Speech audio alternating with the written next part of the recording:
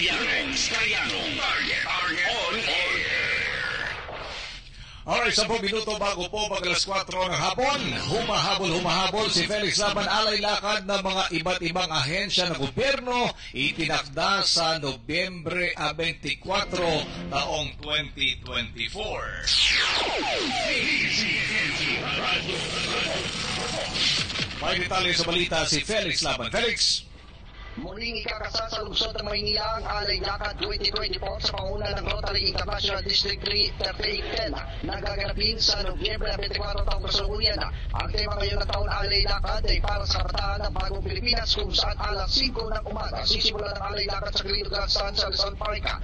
Ayon kay Rotary International District 3810 District Governor Jackie Rodriguez, layunin niya kanilang mga programa na mabuksan ng daan para sa mas mahusay ng migrasyon at unawaan sa pagitan ng mga kabataan at nakatatanda. Panlin na daw ito na para ipakita ang epektibong ugnayan sa pagitan ng public at private sector sa pagkataguyod ng kapakanan ng mga kabataan.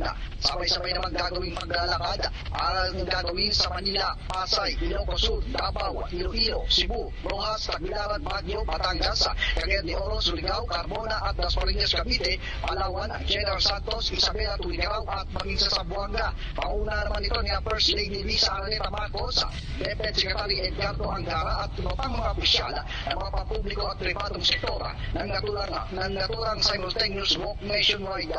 Samantala, maglalabas naman ng mga regulasyon ang Rotary International District 3010 kaugnay pa rin sa registration para sa nasalin aktibidad.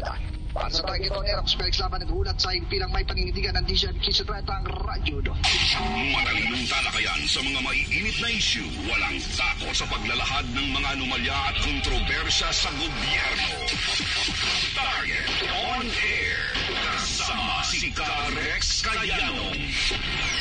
Sa muli ako po si June Angeles, kasama pa rin natin si Ante Pagulayan sa ngalan po ni Rex Kayanong. Bago po ang report ni Tony Hildo, pinaalalahan ko lang may yung huling announcement Ante ng taga Marikina. Bukas daw. Meron ng Facebook Live. Meron na. Pwede na ako manood pala. Nakinig. Partner. Nakinig sa iyo eh. Aba. Meron na daw Facebook Live pero kahilingan pa rin ng mga kaibigan natin. Sana naman po hindi porket opposition ka, hindi porket minority ka ay wala ka ng pakialam sa deliberasyon. Sana po ay mabigyan daw ng kompletong kopya ng 2025 budget ang lahat po ng mga konsihal, mapa-majority